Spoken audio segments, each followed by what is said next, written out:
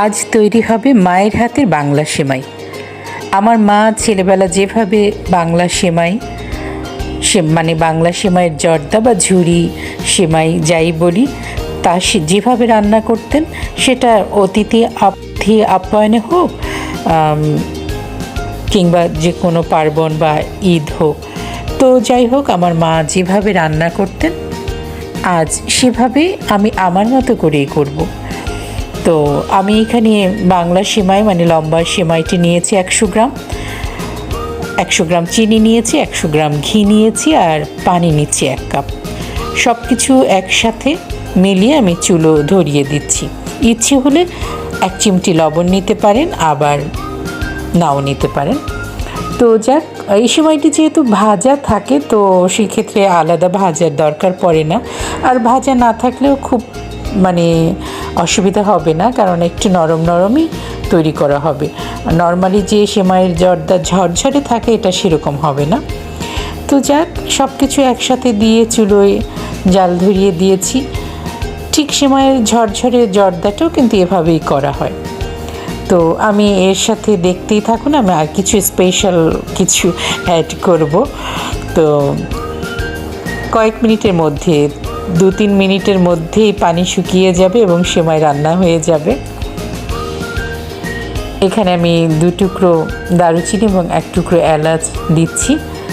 পানি শুকিয়ে যাচ্ছে, এরপরে আমি একটু নারকেল কোড়া দিব। ইচ্ছে হলে এই চিনি এবং ঘি সব কিছু যখন একসাথে দিয়েছি তখনও দেয়া যেত, তবে আমি নারকেলের ফ্লেভারটা রাখতে চেয়েছি, আগে থেকে জাল করতে চাইনি, সেজন্য আমি নারকেল একেবারে মিহি কোড়ানো নারকেল আমি যখন সেমাইটা হয়ে আসছে তখনই দিচ্ছি। প্যানে একটু সেমাইটা সরিয়ে নিয়ে ওই প্যানে একটু ভাজা ভাজা করে আমি মিশিয়ে দিচ্ছি সেমাইয়ের সাথে। আর এর সাথে আমি একটু বাদাম, কাজু বাদাম, পেস্তা বাদাম, এটা যা মনে হয়, একটু কেউ কিশমিশ দিতে পারেন। আমার কাছে অবশ্য আজকে কিশমিশ ছিল না। তো যাক, একসাথে মিলিয়ে নিচ্ছি। একটু নাড়াচাড়া করতে করতেই হয়ে যাবে। চিনি আমি আমার মতো দিয়েছি, যারা কম বেশি খান তারা তাদের মতো করেই দেবেন। আর এই সেমাইটা কিন্তু এভাবেও শুধু খাওয়া যায়, আবার একটু গোল গোল লাড্ডুর মতো পাকিয়ে নিয়েও খাওয়া যায়। ছোটো বাচ্চারা তো একটু গোল গোল ডিমের মতো লাড্ডু মতো পাকালে খেতে পছন্দ করে। তো যাক, আপনার ঘরের পরিবারের সদস্য মানে তাদের মতো করেই করবেন। তো আমার কথা বলতে বলতে নাড়াচাড়া করতে করতে আমার সেমাই হয়ে গেছে। এর উপরে আর একটু বাদাম এসব দিয়ে সাজিয়ে পরিবেশন করছি। তো যাক, খুব ঝটপট তৈরি হয়ে গেল আমার বাংলা ঝুরা সেমাই, মায়ের হাতে সেমাই। আশা করি দেখতে আপনাদের ভালো লেগেছে, আপনারাও করে খাবেন নিশ্চয়ই। তো আজ এ পর্যন্ত, সবাই সুস্থ থাকুন, ভালো থাকুন।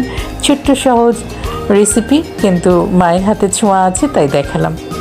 তো আবার নতুন রান্না নিয়ে দেখা হবে। সবাই ভালো থাকুন, খোদা হাফেজ।